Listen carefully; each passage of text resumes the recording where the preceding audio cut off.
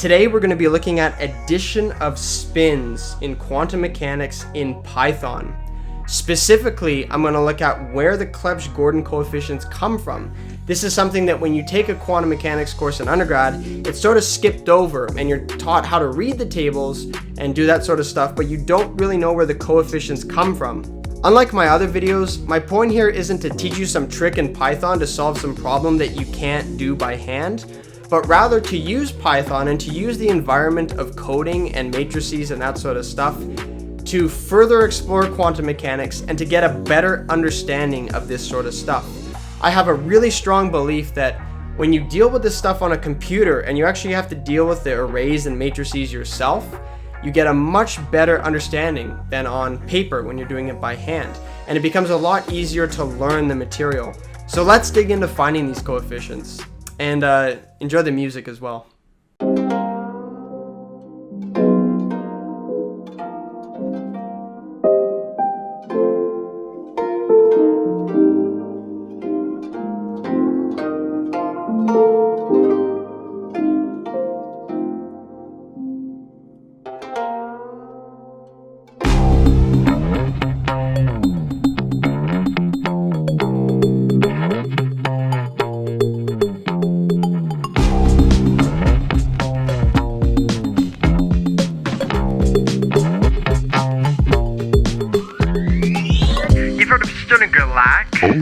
Magnetic dipole spin. Give me some of those Pauli matrices and we'll call it a win. That's right. But listen bros, I'm about to cause you some pain. Spin of multiple particles got me going insane. Table so messy, y'all, it really don't impress me. So I will grab my PC and then I'll press keys. So let's see. Clebsch-Gordan coefficients gonna be obtained through a simple Python program. Yeah, that's my game.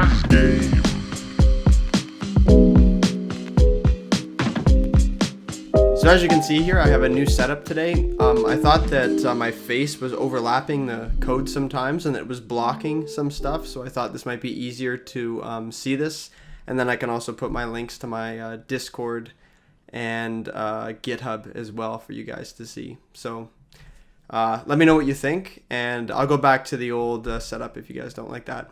So packages today, we mostly just got NumPy and sympy. We're going to be using some stuff that involves the tensor product, of course, for addition of angular momentum or spin, and a few things to do with matrices here. So I'll just run that. So before I get into the actual code of this video and doing this stuff, I just want to review some basic quantum mechanic things here, and it will help sort of establish the framework for this video. So for a general system, a quantum state is given by some ket here that looks like this. And it's the sum, depending on an operator, so you specify something you want to measure, like spin or angular momentum or whatever, and you can write this ket as the sum of the eigenstates of that particular operator. So psi A are the eigenstates of an operator A hat. This is all very general right now, and that represents an observable A. So this could be angular momentum, it could be energy, and then you get into the Schrodinger equation, or it could be spin, in which case you deal with spin stuff. But what it means is that when it has a little a here like that, it means that A times psi A is equal to A, where this is a number times psi A. So these psi A are special states where when you the operator acts on them, you get a number times that thing. So of course, I'm not talking about the regular vectors yet. I'm not talking about any of that. This is just a general sort of statement that I'm making here. And the probability of measuring the eigenvalue A, so suppose you have a state psi, which is more general, and you say, well, what's the probability if I measure A? And that's going to be given by the absolute value of Ca squared. What that means, if psi is equal to psi A, then the probability of measuring A is 1, right? So if you're in an eigenstate and you measure the quantity, you're going to get that quantity. And now getting into spin. So I've talked about it general, but how does this relate to spin? Well, a particle of spin 1/2 can either be spin up or spin down. So there are two options for it. So there's like two of these psi A's here. There's two states it can be in. And it can be along some axis. So I'll consider the Z axis without loss of generality. And we can represent the operator S hat Z as follows. And so, you know, this is general statements, but now I'm representing this using matrices. And you'll see that everything up here holds. So if I write sz like this, and I write these two states, so this is like the psi a's here, like this, what it means is that this equation up here holds. So sz times this ket will give you 1/2 times this vector, and then sz times this ket will give you -1/2 times this vector. So you get +1/2 for spin or -1/2 for spin. And so this sort of makes this be true up here. In this basis, right, this is a particular basis, right, where 1, 0 represents one thing and 0, 1 represents another thing. There's also x and sy, the spin in the x and y directions. And so you have the following form, right? So we make it in this form because you know from the Stern-Gerlach experiment, if a particle with spin up in the z direction, for example, goes through something that measures the x direction of the spin, there's half chance it's going to be up in the x direction and half chance it's going to be down in the x direction. So that's something that's been experimentally confirmed. And so you write the mathematics like this. So your Sx can be expressed like this, and then you have to write your kets here like this, express them as vectors like that.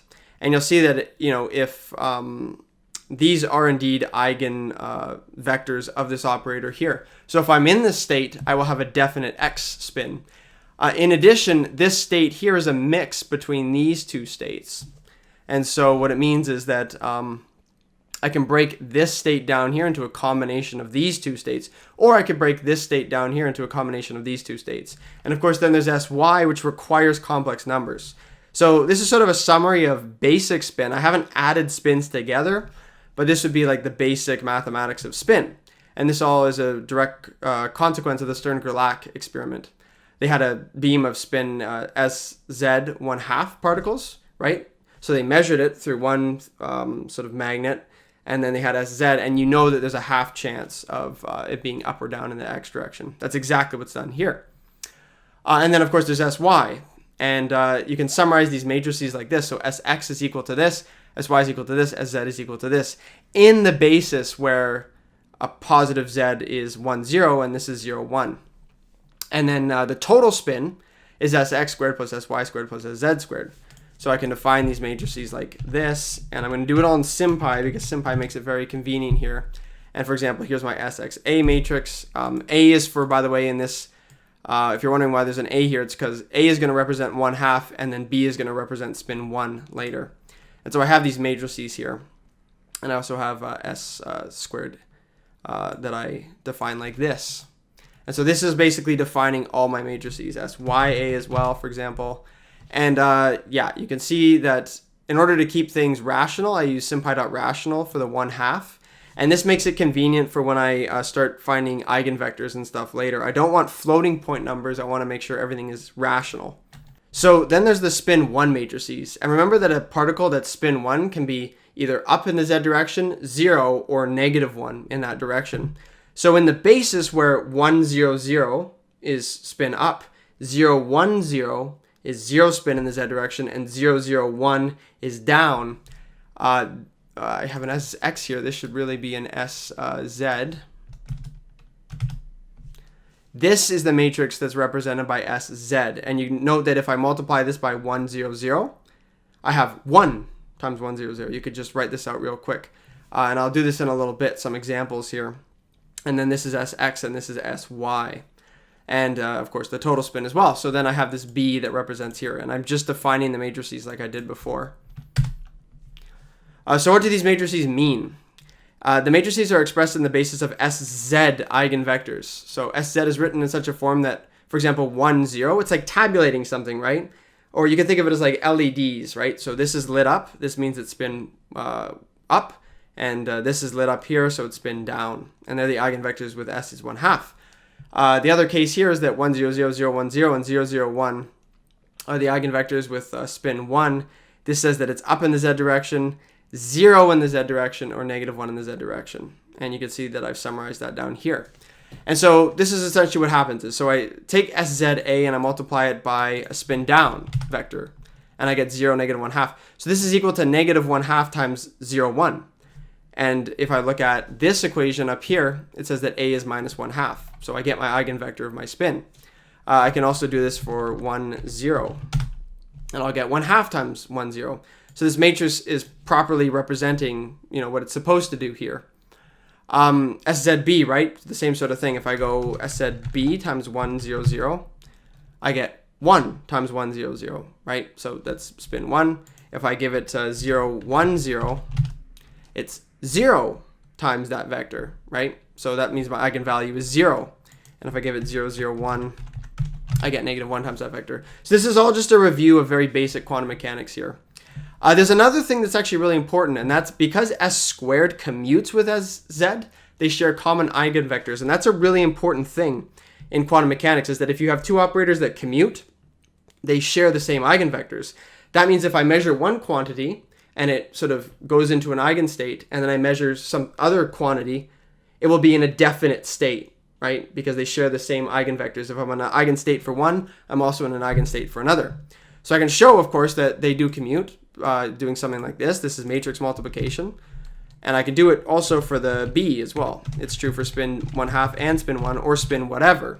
And I always get this is 0, 0, 0, 0, 0.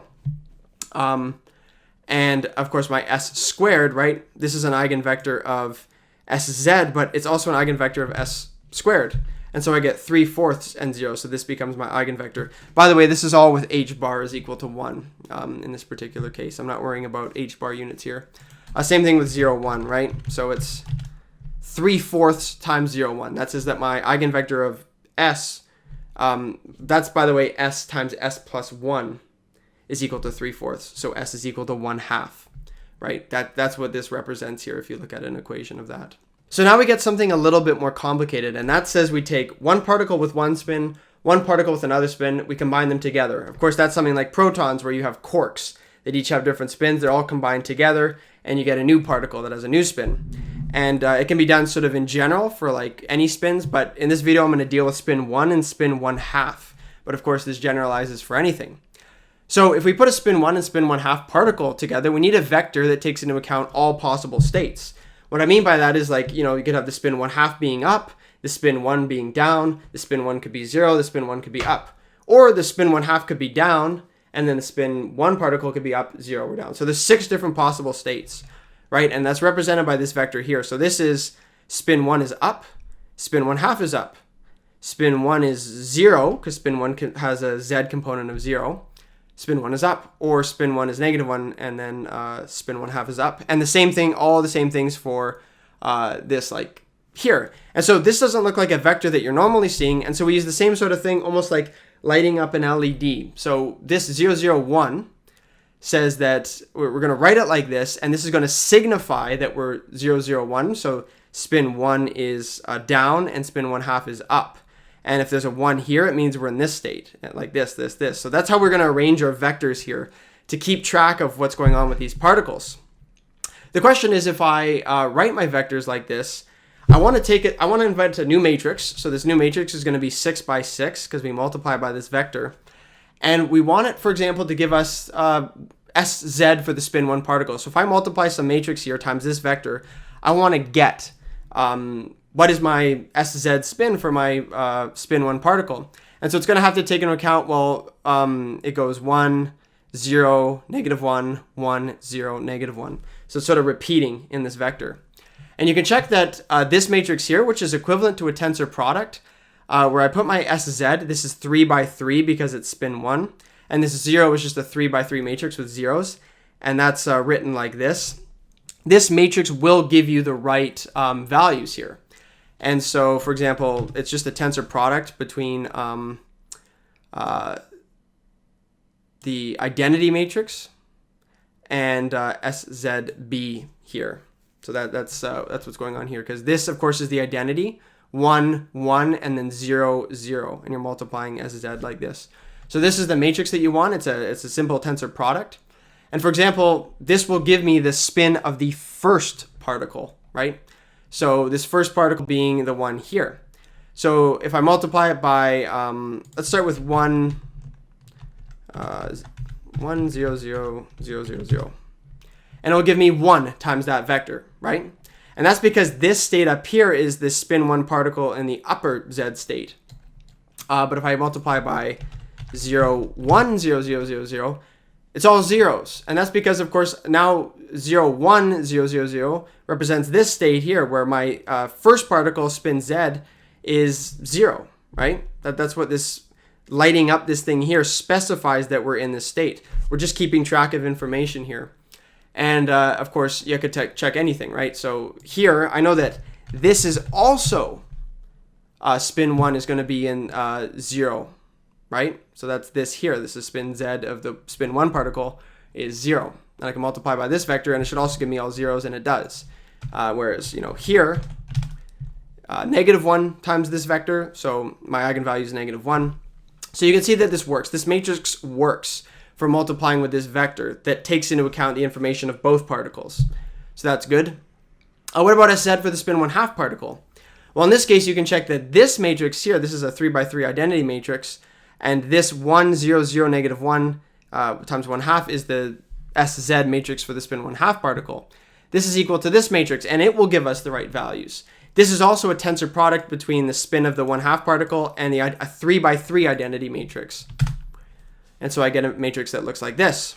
And I can check, right? So for example, here, I know that the first 3, the spin is always 1/2, right? Because that's how I created my vector. So it's always like this. So I can go like this. It gives me 1/2 times 1, 0, 0, 0, 0. So I'm good. That's the right eigenvalue. It also will give me 1/2 here. Okay, that's good. It will give me 1/2 if I go like this. And as soon as I move into this category here, it will start giving me -1/2. So I've created a new vector space that takes into account the information from both particles. And in order to do that, I have to make my vector length 6, right? As opposed to just 2 or 3 for the individual particles. Now, if I want to get the total Z spin, I have to add these two matrices together, and that will give me the total Z spin for the system. So I take this tensor product plus this tensor product, right? And that gives me the total thing. So everything here is one tensor product plus another tensor product. Maybe you've seen that in a course before and you're like, I don't know what's going on here. Now you know why the tensor products sum in that sort of weird way. And for example, I can multiply, what I'm doing here is I'm multiplying this particular matrix, the state 1, and it gives me 3/2 times this. So it's telling me that my total spin is 3/2, and I want to check to make sure that's true. If I go back to this vector, I say, okay, this means that this is spin 1 and this is spin 1/2. So sum them together and I get 3/2. This is good. So my matrix is doing the right thing here. Similarly, if I go 0, 1, now it's telling me that spin 1/2. But this is because this entry here, the first particle has 0 and this has 1/2, right? So now you sort of see why it's acting properly here with this tensor product. And so I do this for Sx, Sy, and Sz, taking this tensor product for Sx, Sy, and Sz, and it does the right thing. Then the total spin of the two particles is the same thing. It's just these matrices that I've created with the tensor products, this squared plus this squared plus this squared. And like before, now we're in a very complicated system where we have two particles, but the total spin matrices S squared and Sz still commute with each other, which means they share common eigenvectors. This is good, and I can show this, prove this. So I've created these matrices and I run the cell, and again I get all zeros. So these two matrices commute. So the total Z spin of the two particles and the total spin of the two particles share common eigenspaces. This is really good. So now we start getting into what the Clebsch-Gordan coefficients really give us, right? And think carefully about this. We can get the eigenvectors for S squared here, this complicated matrix that involves tensor products and this thing here. And there's also the eigenvectors for the total spin Sz, right? But they can be written in terms of this basis here, where like 1 represents, this state, and then 0, 1, 0, 0, 0 represents this state, and 0, 0, 1 represents this state. They can be written in terms of that basis, representing the Z spin of each of the two particles. So this basis here represents what's the Z spin of the two different particles. And this matrix S squared here has certain eigenvectors, right? And what the Clebsch-Gordan coefficients give us is how are the eigenvectors of S squared and also Sz, because they commute with each other, how are they related to this basis here? That's what that table actually gives us. So we can get the eigenvectors of the total spin s squared like this using a sympy method called eigenvecs. So I just store this in a variable called info and I simplify it. So it just gives me the eigenvectors of s squared, and then I look at them. So this says that one of the eigenvalues is 3/4. It has a multiplicity of 2. So there's 2 different eigenvectors that give us the same thing. And then it gives us the matrix, or the vector that represents each of these eigenvectors. So they're written in terms of the basis here, right? That represent the 2 different particles. And so there's something here. And the same thing, there's 15/4 value. There's a multiplicity of 4 here, and then it gives us, of course, the different eigenvectors that represent that. Now, we can get the eigenvalues separately. And remember that this is what I was saying before, the eigenvectors of s squared. So the operator s squared times psi s squared is equal to s times s plus 1 of psi s squared, where s is the total spin of the system. So if my eigenvalue is e equals s times s plus 1, it tells us that s, the actual spin, this is just a quadratic equation. It gives us s here. So I get my eigenvalues of s squared, like this, and I store them in a NumPy array. My total spins, I just take all the values here, and I put them into this equation. And then this dot t just gives me the transpose, so it prints it like this, as opposed to printing it as a column vector. And what it tells me is that these are my eigenvalues of s squared. Like there's a multiplicity of 2 for 1/2, so 2 different things that give a total spin of 1/2, and then 4 things that get a spin of 3/2.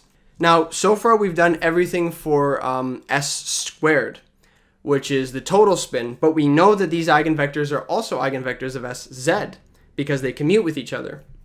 And since sz times psi of s squared is equal to sz times psi of s squared, notice that these are eigenvectors of s squared, and I'm operating using the operator sz, but it equals this little number times sz times this here, because of course they're eigenvectors.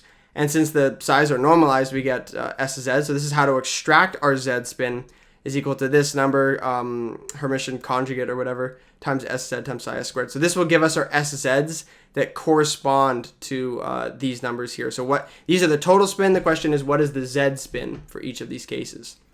And so first thing I do is I normalize my eigenvectors. Like I've assumed that they're normalized here to give us sz. And I do this for all my vectors. This is a double for loop here. And this is just the info that I got earlier. These are all these vectors here. And yeah, it's a double for loop. It looks a little bit confusing. And so I loop through all the things in info, all the different results. And then I take the vector, which is the second element here. If you look at how this is stored, these are the second elements. These are the vectors. This gives me my eigenvectors. And then I compute the z values that correspond to that. So I compute the z spins as follows. It's just this equation here. Again, go slowly through this. Like this isn't something you can go through really quick. It's something you really have to think about. The addition of angular momentum is something inherently very complicated in physics. So I can get my z spins like this, just basically doing this equation for all my eigenvectors. So I'm doing a for loop here. And I do dot t again, so this prints as a row vector and not a column vector. And so what it means is that when the total spin is 1/2, you can have a z spin of 1/2. When the total spin is 1/2, you can have a total z spin of negative 1/2. When the total spin is 3/2, you can either have a z spin of 3/2, 1/2, negative 1/2, or negative 3/2. So this is considering both particles here. So I'm finding the eigenvalues of both of these that correspond to each other. So this corresponds to this corresponds to this. These are the possible total spins and z spins of the two particle system. So remember that these eigenvalues correspond to certain eigenvectors, and these eigenvectors are going to be written in some basis, and it's written in this basis. This basis is breaking apart the two particles. So, when I'm getting up here, all my eigenvalues and eigenvectors considers, the two particles together, and the eigenvectors themselves might be a weird mix of things, but they're going to be written in terms of this basis, which has to do with one particle and another particle. So this is the basis where you consider the two particles separately. And so to summarize, these are my total spins, and these are my z spins, right? And I can get, so for example, suppose I want the eigenvector that corresponds to a total spin of 1/2 and a total z spin of 1/2. Well, then I take eigenvectors 0, and again, this dot, well, let's make sure we run this code here. So this eigenvector 0 corresponds to this element here and this element here. And it says that this is the combination of my states here.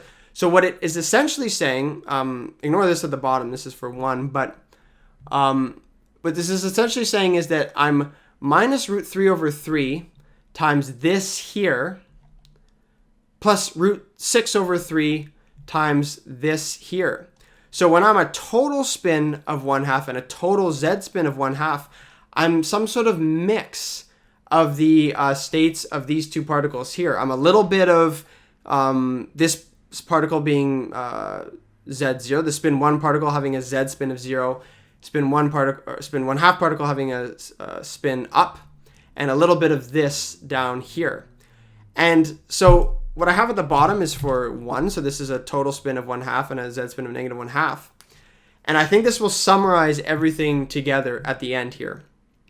So notice my total spin is 1/2, my z spin is negative 1/2. So what it's saying is that this vector here, 1/2, negative 1/2, this is total spin 1/2, z spin negative 1/2.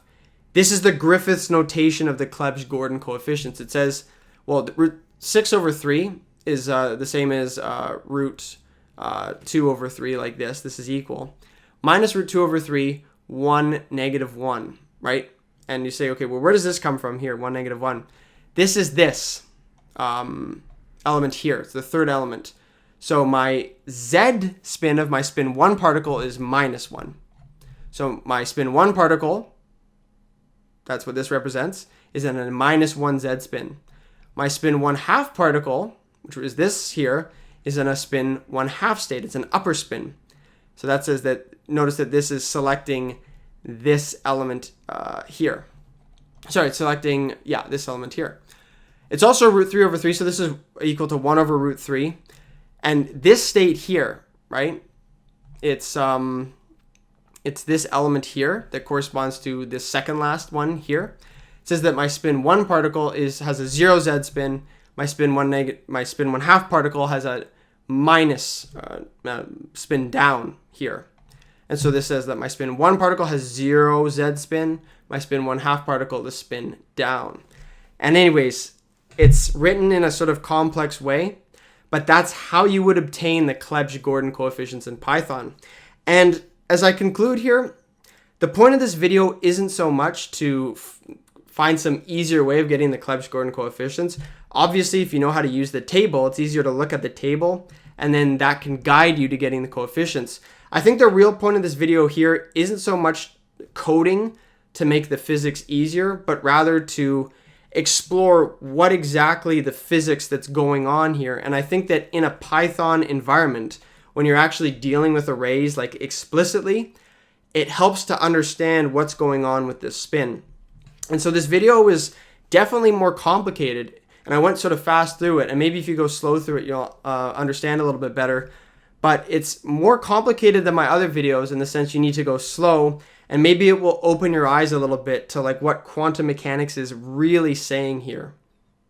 Anyways, I hope you enjoyed this video. If you did, please remember to like and subscribe. Check out the Discord server, and all the code here is on my GitHub channel as well. Anyways, I'll see you next time.